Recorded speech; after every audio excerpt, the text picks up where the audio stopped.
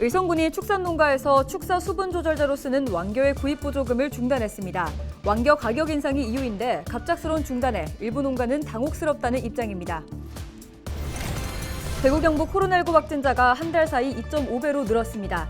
지난달부터는 대구와 경북 모두 하루 평균 1,000명 이상의 확진자가 나오고 있는데 일부 지자체는 선제적인 대응에 나섰습니다.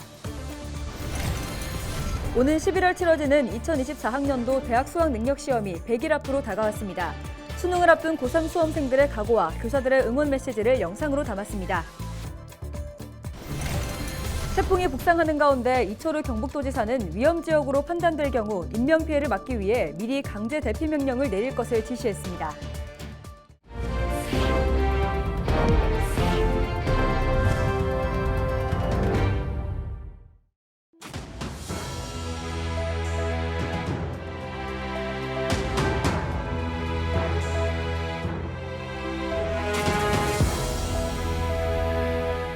시청자 여러분 안녕하십니까? 헬로티비 대구 경북 뉴스입니다. 소가 머무는 우사에서 소들이 편하게 쉴 수 있도록 바닥의 수분을 조절하는 건 필수인데요. 이때 수분 조절제로 왕겨와 톱밥이 많이 사용됩니다. 각 지자체에서 왕겨, 톱밥 등 수분 조절제에 대한 보조금을 지원해 안정적인 축산 활동을 장려하고 있습니다.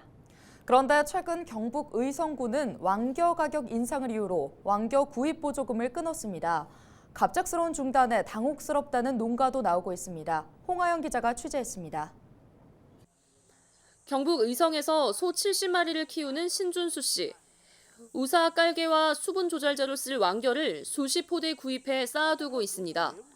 그간 의성군이 지급하던 왕겨 구입 지원금을 7월 1일자로 끊는다는 소식에 미리 목돈을 들여 쟁여둔 겁니다. 쟁여둔 왕겨를 다 소진하면 보조금을 주는 톱밥을 구입하거나 100% 자부담으로 왕겨를 구입할 수밖에 없습니다. 신 씨는 톱밥을 쓰게 되면 기존보다 몇 배의 힘이 더 들 거라며 걱정입니다. 톱밥은 포장 단위가 600kg인데 이를 직접 가져와서 축사 바닥에 펼쳐야 하기 때문입니다. 몇 푸대 이래 뭐 적은 소량은 운반까지 안 해줍니다. 그러고 축사까지 오려면은 나는 아시다시피 길이 협소합니다. 협소해서 큰 차가 못 들어요. 그러면 그걸 운반을 내가 어떻게 합니까? 왕겨는 왕겨대로, 톱밥은 톱밥대로 지원을.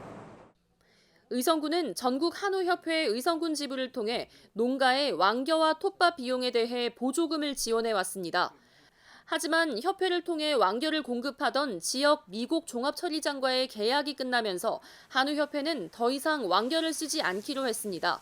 가장 큰 이유는 가격 인상입니다. 전국 한우협회 의성군 지부에 따르면 지난해까지 지역 미곡 종합처리장에서 공급하는 왕겨는 6kg당 200원이었는데 미국 종합처리장이 원가 상승 등을 이유로 가격을 3배로 올리겠다고 한 겁니다.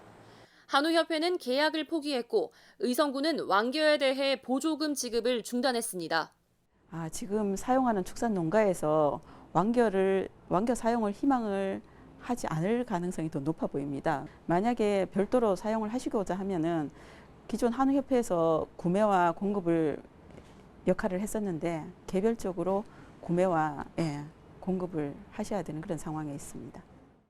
한우협회에서는 지난 3월부터 왕겨를 공급하지 않는다는 공지를 했다고 했지만 소농가에서는 최근에 들어서야 공지를 받았다며 답답한 심정을 토로했습니다. 그러면 사전에부터 뭐 한 1년 전부터 하든지 농가한테 이 얘기를 해가 설득을 시게 해가지고 그래가 대책을 쌓아가 하면 되는데 이거 각자 하루아침에 그만 이래가지고 7월 1일부터 싹 갖다 바꾼다 하는 거는 소규모 농가는 더구나 더한데 더 무시하는 정도이라. 의성군은 앞으로도 왕겨를 보조금 지원 대상에 포함시키지 않겠다고 밝혔습니다. 농가가 톱밥을 사용하며 겪을 수 있는 어려움을 고려하지 않고 정책을 바꿨다는 목소리가 소농가들 사이에서 계속해서 나오고 있습니다. 헬로티비 뉴스 홍하영입니다. 요즘 코로나19 확진자가 계속해서 늘고 있습니다. 아마 주위에서도 한두 명씩은 코로나 확진 판정을 받는 분이 있을 텐데요. 대구 경북에서는 한 달 사이 확진자 수가 2.5배로 늘었습니다. 전국적으로도 하루 평균 5만 명이 신규 확진되고 있는 상황입니다. 박군수 기자입니다. 대구 수성구 보건소의 선별진료소입니다. 보건소에서의 PCR 검사는 만 60세 이상 고령층을 비롯한 우선순위 대상자로만 한정돼 있는데 여전히 하루 100명에서 150명 정도가 이곳을 찾고 있습니다. 마스크 미착용과 증상이 있어도 그 검사를 받지 않는 사람과 그다음에 면역력 저하로 재감염이 증가로 추정하고 있습니다. 최근 들어 코로나19 신규 확진자는 대구와 경북 모두 일주일에 10,000명 후반대로 눈에 띄는 증가세를 보이고 있습니다. 지난주 대구 경북의 신규 확진자는 각각 17,000여 명, 한 달 전에 2.5배 규모로 늘었습니다.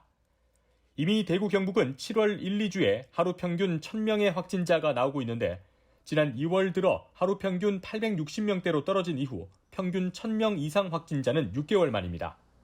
전국적으로도 일주일에 30만 명 이상, 하루 평균 5만 명 이상의 확진자가 나오고 있는 상황입니다. 질병관리청은 당초 이번 주에 코로나19 법정 감염병 등급을 4등급으로 전환하는 등의 내용이 담긴 위기단계 조정 로드맵 2단계 시행 시점을 발표할 예정이었습니다. 하지만 최근 신규 확진자가 급증하는 등의 방역 상황을 감안해 발표 일정을 연기했습니다. 경주시 등 일부 지자체는 요양병원이나 장애인 시설 등의 마스크와 자가진단 키트를 지급하는 등 감염 취약 시설에 대한 선제적인 코로나19 확산 대응에 나섰습니다. 헬로티비 뉴스 박근수입니다. 오는 11월 16일 실시하는 2024학년도 대학 수학 능력 시험이 100일 앞으로 다가왔습니다. 수험생들은 지금부터가 중요한데요. 킬러 문항 배제라는 새로운 변수가 생겼지만 포기하지 않고 평소처럼 공부하는 것이 중요하다고 합니다. 수능 디데이 100일 고3 교실을 이하영 기자가 다녀왔습니다. 짧은 여름방학을 끝내고 본격적인 수능 대비에 들어간 고3 교실. 푹푹 찌는 무더위에 집중력은 떨어지지만 마음을 다잡고 선생님의 설명에 귀를 기울입니다. 더운 것도 공부하는 데 지장이 너무 있고 공부를 하면서 같은 것을 계속 공부하다 보니까 거기에 대한 집중력은 떨어지지만 그래도 목표가 있기 때문에 기분 좋게 공부하고 있는 것 같아요. 하루하루 긴장의 연속이지만 서로를 응원하며 공부합니다. 벌써 수능이 100일이 남았는데 친구들 모두 이제 열심히 해온 만큼 실수하지 않았으면 좋겠고 끝까지 최선을 다해서 멘탈 관리 잘하고 포기하지 않았으면 좋겠어요. 지금 시기 무엇보다 중요한 것은 포기하지 않는 마음. 수험생들은 그동안 쌓아온 실력을 바탕으로 자신의 취약 부분을 보강하는 전략이 필요합니다. 수학을 포기를 해버릴까 봐 끝까지 100일 남았는 시점에서 수학을 포기하지 않고 갔으면 좋겠다라는 생각을 해봅니다. 그리고 유형별로 잘하는 문제와 못하는 문제를 좀 구분해서 자기가 잘하는 문제를 계속 풀기보다는 못하는 문제를 이제 100일 남았을 때 전략을 세워서 풀어내서 체저를 맞췄으면 좋겠다. 벌써 100일 앞으로 다가온 수능. 목표를 향해 열심히 달려가고 있는 모든 수험생 여러분을 응원합니다. 헬로티비 뉴스 이하영입니다.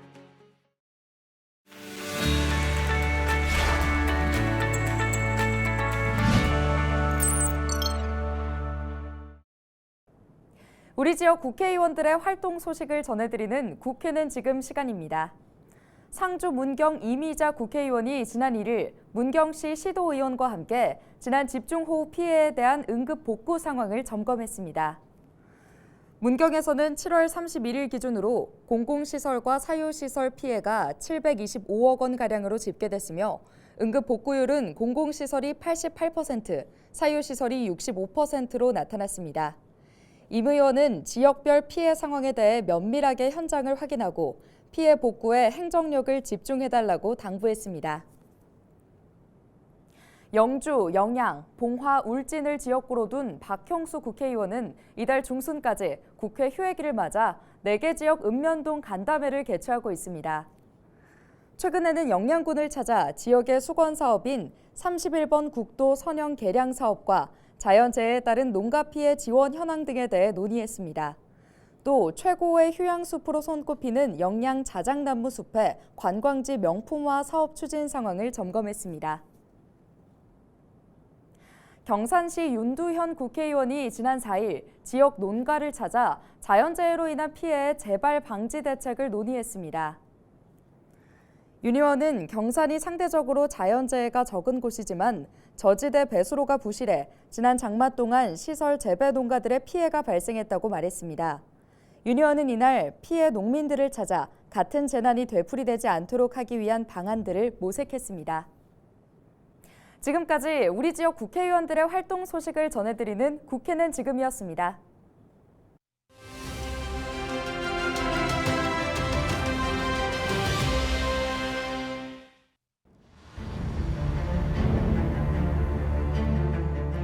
제6호 태풍 카눈. 한반도 중심축을 따라 우리나라를 관통할 것으로 전망됩니다. 한반도를 집어삼킬 기세로 북상 중인 카눈. 2012년 가을 태풍 삼바와 경로가 유사한데요. 당시 태풍 삼바가 한반도를 훑고 소멸할 때까지 2명이 사망하고 1,000명이 넘는 이재민이 발생했었죠. 50만 가구는 정전 피해를 입어 큰 불편을 겪었는데요. 피해액만 무려 3,600억 원에 달했습니다. 그런데 이 태풍 카눈, 삼바보다 더 큰 파괴력을 가질 것으로 보입니다. 해수면의 온도가 높을 경우 수증기가 더 많이 증발해 태풍에 에너지를 공급하는 것으로 알려져 있는데요. 현재 태풍의 통로가 될 남해안의 수온이 평년보다 1, 2도 높기 때문입니다. 태풍 카눈의 8일 기준 현재 위력 강입니다. 기차가 탈선할 수 있는 수준인데요. 12일 태풍이 완전히 소멸할 때까지 강한 바람과 많은 비가 예상됩니다. 지난 7월 극한호우로 큰 수해를 입은 지역도 있는 상황인데 철저한 태풍 대비가 필요합니다. 데일리 브리핑이었습니다.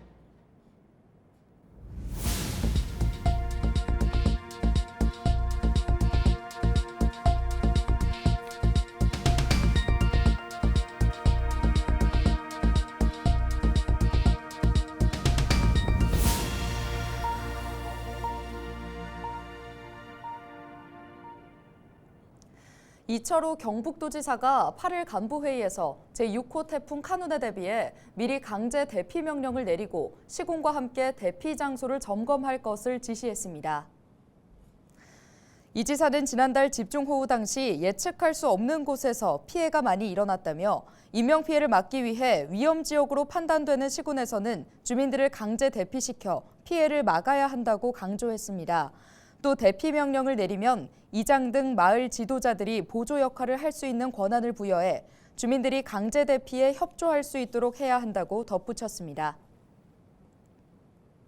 지난달 발생한 집중호우로 예천군이 입은 시설 피해액이 982억 원으로 집계됐습니다. 피해 접수 세부 내역을 보면 사유시설 총 피해액은 155억 원으로 전파, 반파, 침수 등 주택 피해 71동, 농경지 유실과 매몰이 213헥타르, 농작물 침수 772헥타르 등입니다. 공공시설은 도로와 상하수도 시설 등 총 308건으로 집계됐고 피해액은 827억 원입니다. 예천군은 집중호우 피해 조사가 마무리됨에 따라 중앙부처와의 협의를 거쳐 피해 규모가 확정되면 사유시설은 빠른 시일 안에 보상을 하고 공공시설은 설계 등 절차를 거쳐 신속히 복구하겠다고 밝혔습니다. 8일 국무회의에서 대구 경북 통합신공항 건설을 위한 특별법 시행령 개정안이 의결돼 대통령 재가 등을 거치면 오는 26일부터 시행됩니다. 시행령안은 신공항 건설 지역의 10km 이내를 주변 개발 예정 지역으로 지정하고 주변 지역 개발 사업에 대한 국비 지원을 규정하고 있습니다.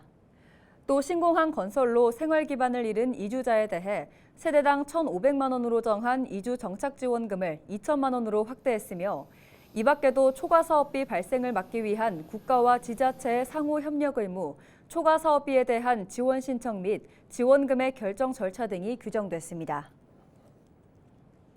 세계보건기구의 글로벌 바이오 인력 양성 허브 교육 전담 기관 중의 하나인 글로벌 바이오 네트워크 캠퍼스로 경북 안동이 선정됐습니다.